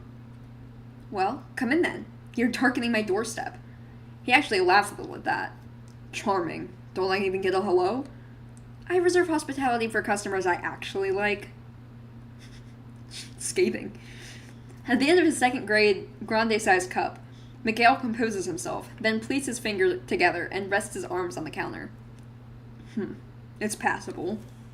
Wouldn't kill you to exercise humility for 2 seconds and just admit that it's the best coffee you've ever tasted? Now that the shock of the first dozen sips and the feeling of being put on his backside is worn off, It seems like Mikhail's able to at least pretend to be critical of the taste. Well, I suppose there's something to be said for the magic gradually losing its potency the more it's ingested. Nothing I can do about that. So, enlighten me. What's that?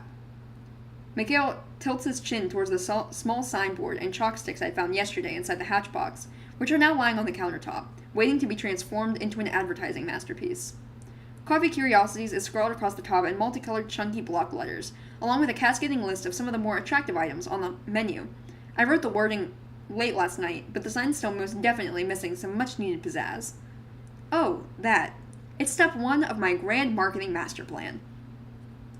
If that's your best attempt at marketing, I bet your first idea was a train wreck. How about you let the clear expert here give you some tips, and in return, you give me that recipe? Oh, gee. How about no? Just as he's opening his mouth again, the bell at the front door jingles, cutting Mikhail's needling short. Moments later, Kiana shyly peers inside. Oh, hey, morning. Good morning, Multi. And, Mr. Mikhail. Good morning to you, too. Kiana takes a seat beside Mikhail, and while I start to mix up her kelp latte, she spots the signboard and pastel chalks lying on the side. Her eyes immediately light up. Oh, you're making a cuisine menu board? Cuisine menu board, Kiana. And yeah, some drawings of teacups or cute animals and it'll be ready to go outside. Can I help with the pictures? She said, sure. I mean, go ahead. Knock yourself out. It'll be okay, right? I mean, her drawings must have improved at least a little bit. Right? That's a pretty lousy interpretation of a penguin. Penguin? No, that's a tuna in a top hat. Alright, now that's definitely a giraffe, right? Actually, it's an oarfish. A pelican? This one's a seahorse? At least they're all sea-themed? But now the board is so smudged with chalk residue that there's nothing to be done but erase everything and start over. I quickly put a hand on Kiana's sagging shoulder before she can do any more good-intentioned damage. Don't worry, Kiana. If you want to help with marketing, you can help me with something else, okay? Okay. Poor Kiana. She just wanted her drawings to be good. Why are you doing this? Is the cafe in a lot of trouble? I had been delicately wiping the board clean with a wet cloth, but Kiana's comment stops me in my tracks. Since the moment I've woken up this morning, I'd been putting on an energetic front, deliberately avoiding negative thoughts to trick even myself into believing that I could do this alone. But truthfully, I'm floundering, and I don't want to lie to Kiana. So despite Mikhail's snooping, beady-eyed presence, I decided to come clean. Well, actually,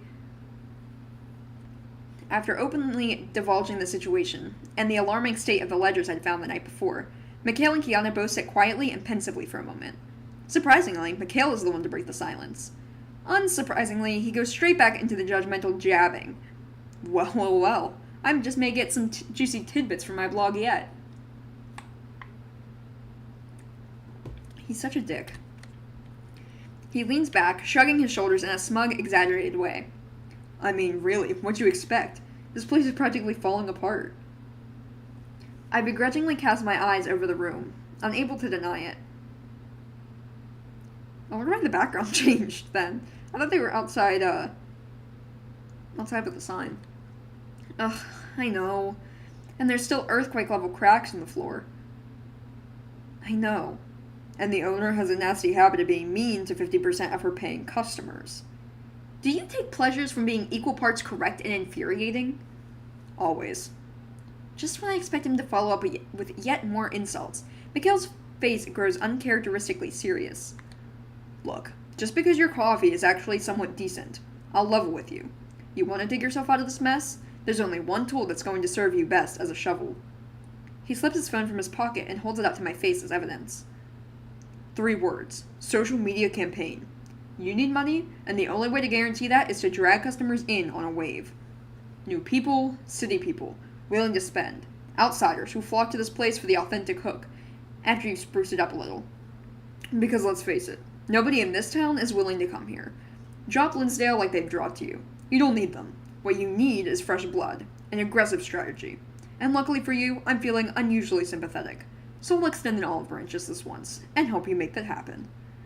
The bulk of his speech wrapped up, Mikhail leans back with his arms behind his head, a small smile playing at the edge of his mouth. Well, it's not like you stand a chance using this method without me.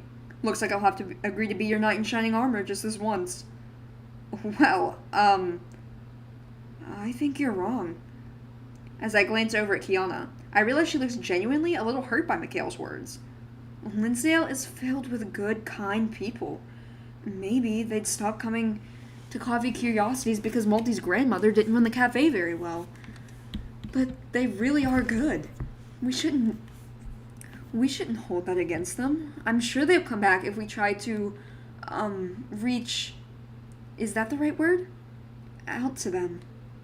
Kiana. So, please don't give up on Linsdale yet, Multie. If you could show the locals that this is a worthwhile place to come to, that the food and drinks are tasty, and the service is good, this cafe will survive, right? I feel like we're going to make a decision here to decide which one to go with, so I'm saving. I'm sure the residents of Linsdale will come if you ask them, so I'll help you. I blink at the two in front of me, a little astonished by their arguments. They're both actually making a great deal of sense, but whoever's approach I decide to follow, that probably means we'll be spending a lot of time together from now on. In that case, I guess I'll work with Kiana. Yeah, Linsdale is Baba's town, and considering the good memories I have here, I'd like to think it's my own town too. That's not going to change. Getting the people of Linsdale back on our side, rebuilding a relationship with them, should be my top priority. You're right, Kiana. Linsdale is Coffee Curiosity's home. We should focus on our efforts here. I'm so glad. Alright, I'll see you tomorrow then. Out of the corner of my eye, I see Mikhail shrug, dissatisfied, but he chooses not to push any further. For the rest of the day, Kiana and Mikhail stay at the cafe, each offering advice from their own perspectives. Not a single other customer comes in to order. And for once, I'm glad. Planning takes priority, and before we know it, our discussion has stretched well into the afternoon and beyond, until the sunset calls to an end our little council. I need to pause to get another drink. So, whatever with me on this one.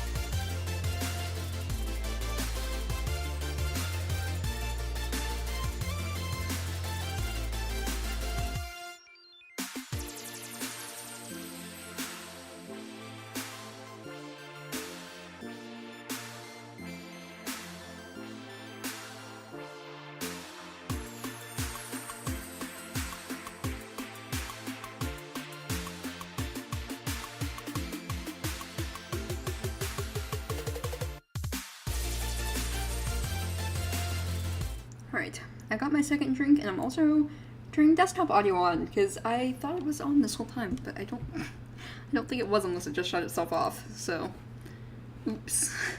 Oopsie. It's okay though, because I've been talking the whole time, so you've just been dealing with my yapping instead of the background music. Doesn't have voice acting or anything, obviously. Alright. Planning takes priority, and before we know it, our discussion has stretched well into the afternoon and beyond, until the sunset calls an end to our little council. As night rolls in, I say goodbye to a sleepy Kiana and Mikhail, close up shop, and decide to catch an early night myself, knowing I'll need all the rest I can get to prepare for the toil ahead. My head hits the pillow and my eyes immediately grow heavy. I've just enough awareness left in my brain to wonder how well this new partnership of mine is really going to work out before I slip off into a troubled sleep.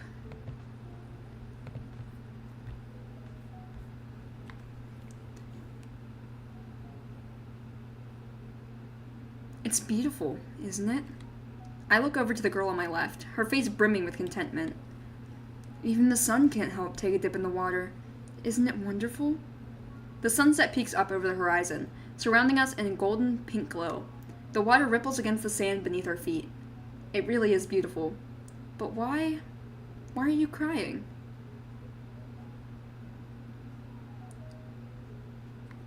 Ugh. We were so excited to get ideas rolling yesterday, but now I actually have to start working on them all. Why is brainstorming so much more fun than actually doing any of the ideas? As an author, I felt that. I hesitantly throw off the covers of my bed, disturbing Hannibal in the process. Kiana will probably be here in an hour or so I shouldn't make her wait. As usual, no one's clamoring at the door to order. I wonder how many people even know we're open for business. I get out the broom while thinking about our action plan. First, this place needs a whole makeover. It looks like it hasn't seen a customer since Bobble was a kid. The walls need patching, maybe we can throw a new coat of paint on, some decorations. Next, we need a marketing campaign, whatever that means. Mikhail mentioned it, but it sounds like a bunch of business nonsense. But he did have some practical ideas for getting the word out, like flyers and promotions. Kiana and I can figure that out later once we get done with the reservations. We also need to finish the new menu. Baba never had the best taste for what's hip. Ugh, where do we even start? Good morning. Good morning. I turn around to greet Kiana, only to see her lugging an armful of paint supplies, carpentry tools, and more. What is all that? Tools. Does she even know what half of them are for? What are we going to do with all of it? You said this place could use a fresh coat of paint, so I brought some. And some brushes. Is she like a real estate person? Because I kind of got that vibe from like just the way that she carries herself and from having all the money. She holds up a hammer and screws. Oh, and this is for the walls. Kiana's idea of home improvement sure is a lot less funny when I picture her doing it to the cafe. Okay, let's set all that down over here. Not scratch up the tile. Where did you get... No, I think some things are better left unknown. Let's see. You've got 4 different paint buckets here, each a different color and a different type of paint. We have nails that are all different lengths, some plywood. Yep. The wall cracks need replastering, so that's what this is for. The paint is for covering up the plaster, and this paint is for repainting all the walls with scuff-resistant material. We'll need some new decorations, so depending where the studs are in the walls, we might need different length nails, and some screws just in case we need repairs. The paint is just for the furniture. It's glossy but durable, and should give them all a brand new shine. She might actually know her stuff. Where did you learn all this? I love watching those cute home decor videos on the line. I might have spent an entire week binging homecraft tutorials once. This is great, though. We might actually be able to make this place look great. I certainly don't know the difference in paint and nail types. I'll start replastering the cracks. You can place this tarp down and repaint the tables. Sounds good. We're lesbians, and we're making our little house. Cafe, I guess, but also house. Ugh, I thought painting was fun. No, it's just a pain. I'm just repainting tables. Why is it so tiring? I look over at Kiana, who's staring at the plastered crack, wiping a bead of sweat from her brow. Why don't we use magic? We've been barely started, but I already feel so in debt to her. I couldn't have done this alone. I can't do this alone. Just her being here makes me feel so much more confident. I can't let her efforts go to waste.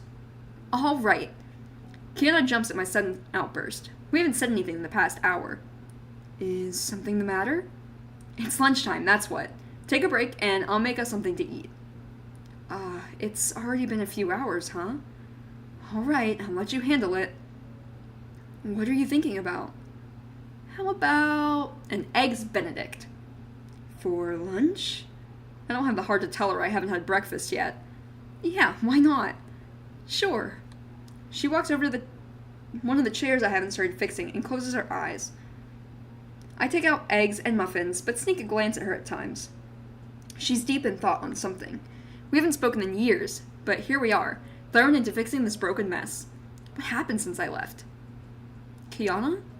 She snaps out of her thoughts. Yes? What have you been up to? Up to... It feels like I spend half my time at home, half my time wandering up here. What do you do up here? Some humans aren't the most keen on what's best for everyone, and that includes what's best for mermaids. Aw, does she do, like, beach cleanups and stuff? Because that would be really, really sweet, actually. Oh, my controller almost fell off my desk. I'm not actually using the controller right now, but it's sitting, and I almost knocked over the wire. A few corporations and towns have been discreetly polluting the waters. Not enough to be immediately lethal to us, but enough to hurt us over generations. They're not doing it out of malice, just not caring. Thinking about their numbers rather than the living things they might be affecting. I think she means malice, but I digress. I'm sorry to hear that. What can you even do about it? I can stand outside their offices and yell. My father gave me permission to venture out to the human world to try to stop this, but it's easier said than done. The corporations don't want to listen to problems. They want cost-effective solutions. But I won't give up. I haven't given up the past 70... I apparently cannot read numbers. I haven't given up the past 172 board meetings, so I won't be stopped yet. What a trooper. If you won't give up, then neither will I. Aww. Cute. It's been a rough few days, but we've made so much progress. Yeah, it's looking a lot nicer. The furniture doesn't look scary to sit at, and the walls are more sturdy by the day. No longer will the place look like it's falling apart. It'll be the talk of the town. Just you see, Baba. Still, where did Kiana run off to? It's chilly out here so close to the water, but it looks so inviting. Kiana and I would spend so much time out here, enjoying the view and the cool touch of the water. Most families have already packed up to return home for the night, but I can make out the silhouette of a person in the water. The person walks into the ocean calmly until they fall forward into the water. Hey, are you okay? I rush to the spot only to find a drop-off in the water and have to stop myself from falling in. It's so dim here, but I'm able to make out the person, albeit in a different form. Kiana. Her mermaid form is so regal now, but who's the man she's with? Is it her dad, hopefully? Have they agreed to the new policies? I haven't checked in with them yet. What were you doing the past few days? Lakaya? You're not to be idling about. You're to fix this. Do I need to send someone else to finish your job? No. I'll finish it, Father. People are hurting. We can stop that. Remember that. The man gives her a nod, then steps into the ocean. Kiana just stares at the spot he was standing. The breeze ripples the water in her hair. I'll talk to her. She's really pretty in this form. Look at her. Oh my god. I was too focused on the story to actually, like, take her in. But wow. Okay. She's even prettier in mermaid form, man. I left her years ago. I'm not going to sit by and do nothing again. Probably should have saved before that. Let's see, can I even go backwards on this? Probably not.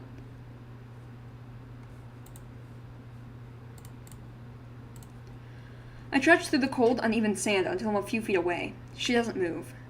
Kiana? I'm sorry, Multi. I thought I could handle both. When I saw you were back in town, I was so excited. I thought I could still help my people while also helping you. You need to prioritize the health of your own people. I understand. You've already been such a big help to me. I can't thank you enough. She nods, staring at the sea. You've helped me, so let me help you. What do you need to do? We still need the city to sign off on the new restrictions that would force corporations in town to dump waste in a new secure facility. But just mermaids backing it won't be enough. They gave me a stack of papers for a petition. It'll need hundreds of names before the city council will consider a new anti-pollution bill. So we need to get more people on board. Wait, what was that marketing campaign thing Mikhail was talking about? We could team up. We could be like, we are a cafe that are helping to save our oceans. You want my help with what? It's an eco-friendly thing. That could be the spin the cafe needs to stand out. You said we need a hook, right? I have to be careful not to mention why Kiana's adamant about this conservation effort. Yes, but okay. So you want to go green with the cafe and help promote this local issue. How are you going to do it? The bill needs 1,000 signatures before it'll be reviewed by the city council. We can help advertise that with the opening of the cafe, let people experience an environmentally friendly dining experience. Yes. Well, it is a hook, all right, but only if the rest of the cafe matches the branding. What straws are you using? Plastic? To-go cups? Plastic? Uh-oh. Is there anything in here that is eco-friendly? Papa didn't strive for any products other than the bottom of the line. Mikhail shakes his head while Kiana looks horrified. You can't say you want to support this bill and then have all these things that say otherwise. It's all or nothing. Yeah. We'll get some of those paper biodegradable to-go cups. And, metal straws for drinks here. And metal straws for in-store drinks. I guess I'll pack up the plastic for a slow day or something. It'd be a waste to throw them out. Okay, that's something to start on. Have you made flyers? No. That's probably a good thing then. Let's emphasize the comfy and healthy aesthetics. Make sure the flyer feels like how you want the cafe to project. Ooh, we'll draw kelp on it. Sure. Oh, not me. Sure, what else? Fish? Fish? Yeah, they'll be swimming. Does the cafe even serve fish? No, of course not. Mikhail gives me a dumbfounded look. I give him a shrug and smile. Let's take a step away from the fish idea, though I do like the kelp idea. To go with the kelp, how about we include a different organic ingredient we use? That can work. You can gear an entire campaign around informing customers on what's in their drinks. There was this one cafe I went to that had tours to go with their ingredient farming. Okay, so we'll have the flyers highlight different organic ingredients. Sounds good. Yes, we can have each flyer highlight a different drink and what goes into it. She's brimming with delight. Even Mikhail can't help but smile. I'll start on the flyers now. Thanks, Kiana. Mikhail brushes off his pants and stands up. Hopefully, Kiana is not doing the drawing. Sounds like you two have it figured out then. Yep, I think this is a good way forward. Thanks for helping us. Well, considering I wasn't even expecting the cafe to come this far, considered a freebie. I think we're going to probably split this stream up. Obviously we're going to do Kiana's route today, but I think we're going to do save his route for a different day, next week. Save me a seat at the reopening. I will. He waves and heads out the door. What an odd guy. I turn back to see Kiana furiously scribbling on papers. Maybe we should print out the text on the flyers first, then add the doodles on them. I sigh and head back to the table. Finally, the renovations are complete. Your paint's looking a little streaky in the back, but that's okay, I guess. I'm afraid to take off some of the tarps until the grand reopening, though. We still have a lot of paint and tools lying around. But the majority is done. I never thought I'd see the day. Just wait until Baba sees the place. She won't even recognize it. I want to know what the little, patches of stuff are, on the seats and everything. I wonder what those are supposed to be. Kiana had to leave for a few hours ago to meet with the city council, but she should be back soon. I have to thank her for all her hard work. It's not the most quaint, but maybe a home-cooked meal will do.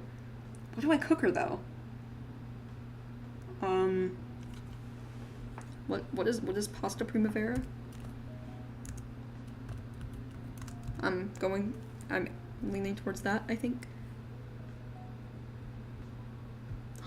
It sounds yummy. Okay. We're going with that. I'll make her some pasta primavera. She'll love all the veggies. I grab out some vegetables and start chopping away. Can't forget the sun-dried tomatoes. I never pictured myself returning here in this way. Baba gone, the shop in disarray, reuniting with Kiana. It's been a wild couple of weeks for sure. But I don't regret it. Running a shop on my own certainly wasn't in my plans for the future, and I'm not even sure what I want to do. I'll want to do it for long after we get back off the ground. But I'll see where it takes me.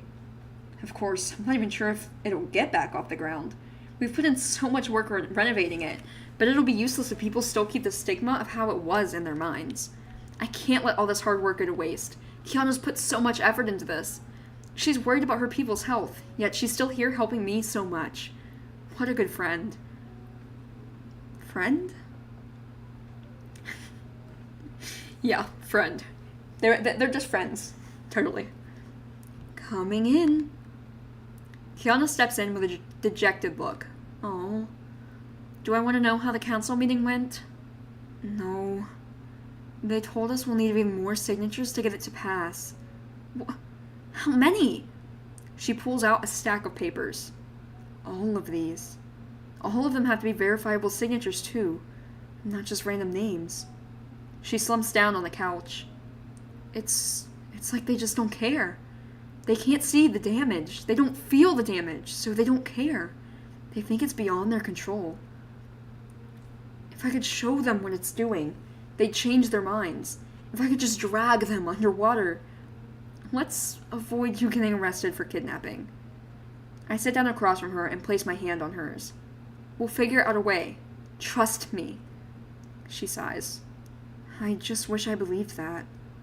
She idly flips through her phone, an older version of a smartphone she got secondhand from somewhere, while I go back to tending to dinner. I don't know much about her home, but I know it's far, far below the water, too far for consumer-grade equipment to reach. They've adapted their own ways to the darkness, with ways of having a natural light, but a typical consumer-grade underwater camera would never be able to document down there. Unless we were to get a dive team with recording equipment, we'd never be able to show them what it's like down there right now. And that's if the city would even care. Ugh, now I'm making myself depressed. I stir the pan vigorously, trying to refocus myself. Just a nice dinner for the two of us. We can worry about the cafe and the bill tomorrow. Just some quiet time. Alright, here we are. I set the pasta primavera down in front of her. Her worries quickly fade as she smells the food. Let me turn on the light. I quickly walk over to the light switch and flick them on to figure out which one is for where she's sitting. When I finally find the right one for her table, the light busts. Oh. Ugh. When's the last time Baba replaced these bulbs? I'll get a replacement. Just wait. I run to the back of the shop to one of Baba's knick-knack cupboards, but it's in vain. There's no light bulbs for the ceiling lights. Well, at least she has some candles. Ooh, a candlelight dinner. So, long story short, no more light bulbs, but we have candles. I set them on the table and light them with a snap. The glow from them in this half-abandoned cafe looks almost eerie, but against her face it feels warm and inviting. A quick candlelit meal, just for the two of us. She gives me a half smile and we dig into our meals.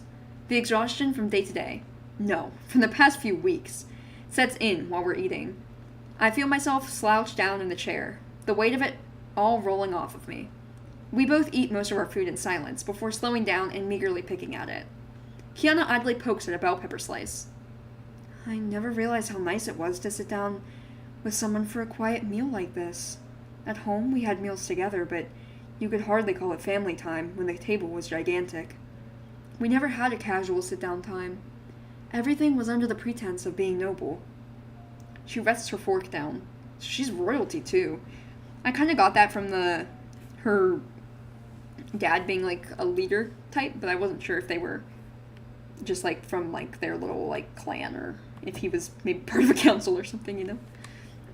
I love them all, but it's so suffocating. My brother and sisters all act like they're fine with it, but maybe they aren't. Maybe they hide it. They play along. Is it because I play along? Are they just following their older sister? Should I have done something? She puts her head in her hands. And then you have the city council refusing to listen to us. We have to jump through all these hoops and holes to be heard. It feels like I don't have a say in anything. Kiana, what do you want to do? And now I have you asking me the tough questions. Would you roll your eyes if I said I don't know? I feel like I'm being pushed from place to place, yet I don't know where it is I'd go if I weren't. I'm just an indecisive mess. It'd be like that sometimes, Kiana. Sometimes I think it's okay to go with where the wind takes you if you don't know. That's how I came back here and revived the cafe. I don't really know where I want to be or what I want to do. But I know magic is important to me, and so is this place. So if that's where the wind goes, that's where I'll go. Maybe along the way I'll find something better, but I won't know until I try. What I'm saying is if you prioritize what's important to you and move towards that, it'll feel less like rocking boat in the sea, and more like you have a hand on the wheel. Okay, maybe a fishing analogy wasn't the best for a mermaid, but still. And I'll help you figure that out, if you want me to. We can figure out what the future has in store for both of us. Multi, thank you, really.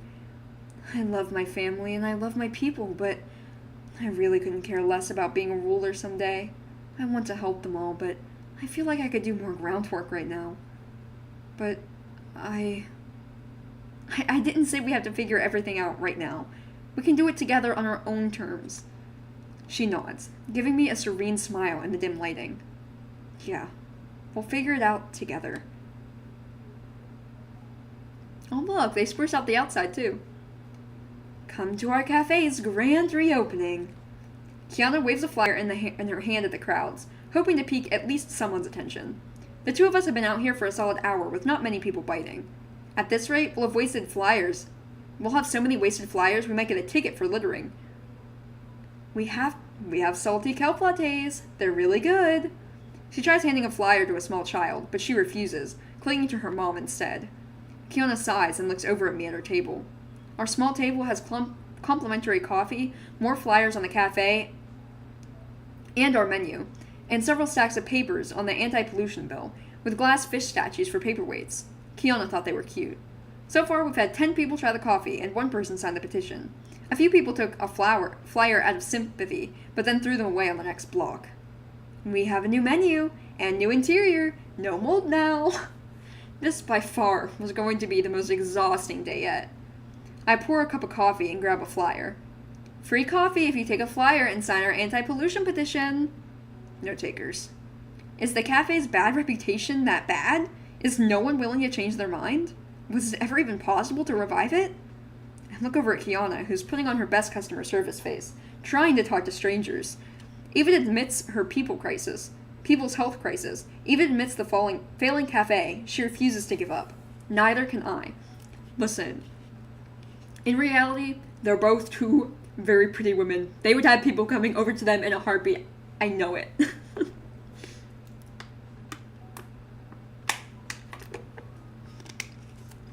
I have to remember to stay hydrated because my voice keeps starting to get hoarse, and then I'm like, oh, drink.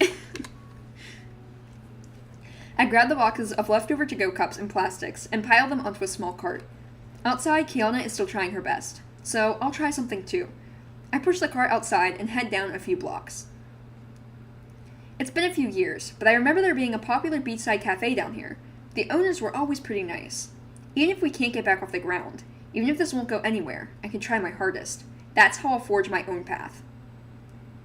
The cafe is busy as usual. It's around noon after all. People are happily chatting in the booths, sipping on their lattes, and eating beach-inspired blue bundt cakes. I leave the cart outside as I walk up to the counter. The lady recognizes me instantly. Oh, Multi, it's been so long. How are you? I'm fine, thanks. I finished high school almost a month ago and came back for the summer. That's good to hear. How's your grandmother? MIA and possibly on the run from debtors? She's away right now. I hope she's doing well. She's special, but such an interesting person to have around. What brings you over here? Want a slice of our chocolate chip beach bundt cake? Actually, I've been renovating Baba's Cafe to reopen it. We're going with an eco-friendly theming, so I got rid of all the plastic to-go packages, but I didn't want to throw them away. I came to see if you wanted them. I've got them outside on the cart. A reopening, but I know it has a bad reputation in town, but I can't let it go under. I want to revive it. We've already finished the renovations on the place. So you're sure about this? I nod, not losing eye contact. Why push for an eco-friendly experience? That's much more costly than using plastics. I want to support the new anti-pollution bill, but I can't while also contributing partly to the problem. Our plastic consumption is small, but I want to try to make a tiny difference in my own way. I don't want to see our drinks littering the beach. Alright, I'll take the leftover to-go cups, but I want one of your flyers. Ooh, good. Businesses supporting businesses. I love small businesses. Love when they are focused less on competition and more on boosting each other. Multi, where'd you go? Sorry, I went to drop off the leftover plastics. I figured they'd be better used by someone else than sitting in cabinets collecting dust. Have you had any luck? Well, this one tourist couple said they'd stop by, but I got a lot of odd looks from older couples when I told them where we're located. Maybe we should have just said we've bought out the cafe and it's under new management. I sigh and head over to the table. The coffee is lukewarm in the thermos, and the petition has 3 more names on it. Well, let's give it one last push, shall we? Ever tried a salty kelp latte or sweetened warm bai tea? Come try them all at our grand reopening tomorrow. All our lattes are made in-house with organic ingredients, only the freshest for our customers. Yeah, does that include a spit in the cup too? No, of course not. Papa, what on earth were you doing? Make sure to let your voice be heard. Sign the petition to make the city council review a new anti-pollution bill. Do I have to buy a coffee to sign it? No, just sign here. We may still have hundreds of flyers left, but at least Kiana's getting some signatures. As the day dwindles on, our routine quickly gets old, and we take a break to avoid being public nuisances. Want to head to the square and tack up flyers wherever we can? Let's go. The square is easily the busiest place in town right now, as people are getting off work and headed to the entertainment and eating places. Droves of people are walking around, talking, drinking, and more. It's a prime spot for business, but it's also a prime spot for advertisement. We can't stand around with the flyers here, or else we'll be loitering and asked to leave, but we can walk around to the local corkboards. On every wall and back alley are boards for the local advertisements, typically special events like concerts or book signings. They'll be perfect places to add some of our flyers to. You head left, and I'll head right. Got it. We head off in separate directions. I head towards the bars and music venue, while Kiana goes towards the restaurants and boutiques. Most of the boards are already covered in tacks and half ripped up papers, but I still try to find a place for ours. I place a couple on open tables I come across that aren't attached to an eatery, and I ask a bookshop if I can leave some on their counter. The flyers quickly start to run out as I go from block to block, placing them wherever I can. Even if people don't see them in time for the opening, they'll see them this week and come by later. Yeah, definitely. Empty? Empty. I guess we're done for the day then. Let's head back. Look, it's so pretty now. I love their little, like, shiny moonlight thing. I think any of the modern scene game. Looks like they could be VTubers. They kind of do. You're right. They've got the same, like, kind of style. Thank you, Kiana. Even if tomorrow doesn't go well, even if I have to close this place for good, I want you to know that I'm truly grateful for everything you've poured into this. Once the cafe reopens, I know you'll have to go back to dedicating all your time to helping your people, but I still want to hang out with you, even when you're not busy. Well, I wanted to stay here and help you with the cafe. Only if you want my help, of course. What about your people? Your home? Citizens is something that VTubers do all the time. Yeah, it's because I believe these are, like, they're kind of set the same way that PNG VTubers are, with, like, being able to move for certain expressions and stuff like that. But the way that VTubers are made, like, you have to have that static image before you can make them move and stuff. So it kind of makes sense. What about your people, your home? I haven't told my parents yet, but I want to stay here and do what I can. I can do more good for them up here than down there. If this bill passes, it'll save countless lives for years to come, but there's still more battles to fight. Maybe in a year or two, I'll realize what I've done all I can and I should go home. But I won't know unless I see where the wind will take me and stay here first. We've been brought together again for a reason, and I want to see this through just a bit longer. Good night, Wolf Outgo. ENVTuber had full body tracking. Yeah, you can get it. It's just, you have to have, like, full, like, trackers and stuff. Normally you just use a webcam for VTubers, but then you can't have full body tracking if you get all the devices and stuff. They're super expensive, though. I'm sorry, I must sound so presuming. Maybe she means presumptuous? It's alright, really. I was serious when I said I want to figure out our futures together, wherever that takes us. In a few years, we might find our futures diverging, but for now, let's see where things take us. Together. I really like being here with you, Multi. I like being by your side, too. When I was younger, I used to think being here at night was creepy, but somehow, with Kiana by my side, everything feels less scary. It's opening day. I need to make sure we have change for customers paying with big bills, and the plants need watering, and the curtains need redusting, and we've been preparing for weeks, but it still feels like I have a lot left to do. With a bit of magic, I'm able to quickly straighten the curtains and get the plants all looking nice. The chairs look in order and the countertops are all clean. I've got the new open sign ready to go up whenever. Just breathe. We'll get through this somehow. Happy opening day! Kiana runs in and pulls me in for a quick hug, her hair smelling like sea breeze. I'll straighten out the pamphlets. Why don't you put up the opening sign? It really is time, isn't it? She squeezes my hand. I'll be fine. It'll be fine. I'm here. I can't help but flush. All right, it's time to open up. I grab the sign from one of the tables and head outside. As I figured, there was no line forming outside, eager to get a seat. I prop the sign up and head back in. Kiana's shuffling the petition papers, looking over the names for the 30th time. After we close up for today, I'll figure out some way to help her get the signatures. Maybe we'll ask one of the venues to have some of the papers during their events. Some way to make it up to her. I barely recognize the place. Good morning, what can I get you? Can I just have a hazelnut latte? Sure, coming right up. I grab a cup out and start whipping it up when the door opens again. And again. We have a line of customers? I glance over at Kiana, who's just as bewildered as me. I can't let my surprise overtake me, though. I've got customers to attend to now. As much as I don't like him, I'm guessing that it's probably Mikhail. With a hint of vanilla and some hidden magic, I have the first few cups ready for our new patrons. Although we haven't filled all the tables, it's comforting to see what once was a vacant room buzz with life. Kiana chats to a couple who just received their lattes while I finish a cinnamon roll for the kid. Do they not have customers before? Yeah, they had to, like, rebuild their whole cafe. Because the main character's grandma, she, like, let it go and, like, got bankrupt and stuff. So, these guys fixed it up, and this is their reopening. The petition sits on the counter, slowly but surely getting filled out.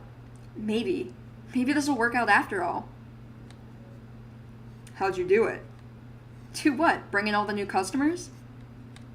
No, the cross-promotion. The what? Mikhail quickly whips out his phone and moves beside me. This here. You got featured on one of the most popular local cafes accounts. Oh, that's so sweet. The people that we gave the extra supplies to promoted our cafe. How much did it cost? Your life savings? Her life savings? Let me see that. I grab the phone from him and look at whatever he's talking about. Beachside Buns featured us. On the screen is a picture of one of their flyers with a caption talking about our revival, our eco-friendly mission, and a call to action to help support local businesses. So, you really didn't know? No, I mean, I was talking to her yesterday, but I didn't think she'd do this. The door opens again as a family walks in. The cafe will be full pretty soon at this rate. I feel a few tears coming to my eyes. Excuse me, it looks like I need to get back to work. See, this is where kindness is repaid by kindness. She gave them her extra supplies, and they featured her, and now she's booming. Come back and see us. The last patron exits the store and Kiana locks it behind him. Seen the anime? The guy looks like someone named Yukini? I have not seen it. I have not seen that. Let me look it up. I'm curious now. I'm always looking for new stuff to watch.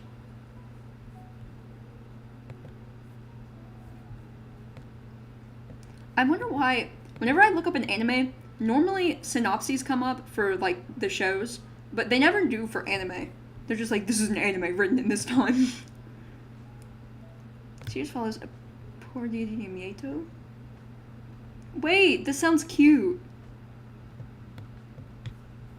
Low-key, might start watching it. Just from looking it up. So, thank you for the unintentional recommendation, because I'm saving it. I'm saving it to start watching. Or at least check out. The last patron exits the store and Kiana locks it behind him. I deflate over the countertop too. Too tired to check the cash register, to close out for the day, or even check out how much we made. It's over. How much do you think we made? A lot. She smiles and pats my head. You're going to get back pains if you sleep like this. Then move me. To my surprise, she walks around and wraps an arm around my back, lifting me up slightly. Oh my goodness. The panic I'd be having. Wait, I was kidding. Too late. Kiana carries me towards the back of the store and into my room. She sets me down on the bed. Alright, get dressed. Huh? We're going swimming. It's the perfect way to relax your muscles and mind after a long day. Yeah, maybe for a mermaid. There's still some sunlight left outside if we hurry. Come on. Okay. Kiana shuts the door behind her. I have half a mind to walk back on my bed and fall asleep, but I know she'll just come in and wake me back up. I have choices. I put on a bathing suit and cover up and head out with her. We're getting an early beach episode. Yeah, literally. Has it always been this chilly in the evenings? She laughs gently, tucking her hair behind her ear with one hand and clasping my hand with the other. It'll feel much better once we're underwater. Trust me. Wait, underwater? You remember I can't breathe underwater, right? It'll be okay. She pulls me close to her and the water. The water splashes around us as we step into the ocean. The breeze is crisp, but I don't care now. Hold your breath. One moment she's standing chest deep in the water, holding my hand. The next moment we're both underwater. Look, she's mermaid form now. Her hair looks more red down here. If it weren't for you, I wouldn't have been able to fill out the petition. I'd still be scared of the future, feeling like I don't belong anywhere. But when you're here, I don't feel afraid. I feel brave. I want to stay with you and the cafe. The tides of change may come and go, but as long as I'm by your side, they can wash over me without knocking me down. Are you running out of air? Then... Kiana places her lips on mine. Okay, well, that was to be expected. Together we'll be okay. That was a little bit of an abrupt ending, but I still liked it.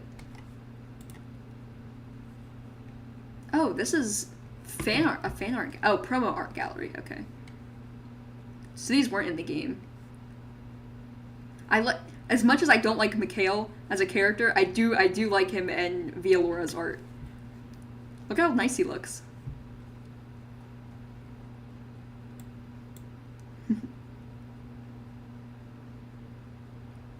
Oh, we have some of the male protagonist art as well.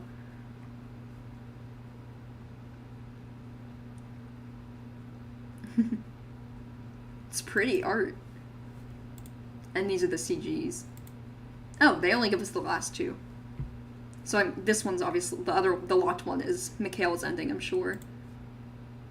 You confused? Why are you confused? Is it because they went underwater? You did get here late. She's a mermaid. Kiana is a mermaid, and main girl is a witch.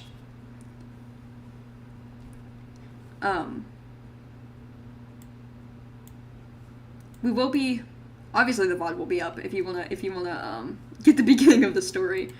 And then we'll also be going through the male love interests route as well. I think he's just human. I don't think he's magic at all. But we'll be doing that at a different time just because I've been streaming for 2 hours and I would go on, but with reading a visual novel, it's a little rough on the throat, you know. So looks like they all have. Looks like maybe the soundtrack is original. That's nice. That's his theme. Why does it sound scary? Sad theme. Alright. We'll go ahead and end it here. Thank you so much for coming, and we will see you guys tomorrow we're going to play 3 dystopian games, and then we'll put this on for next week's streams. The rest of it, I mean. So, thank you for coming, and we will see you guys then. Goodbye.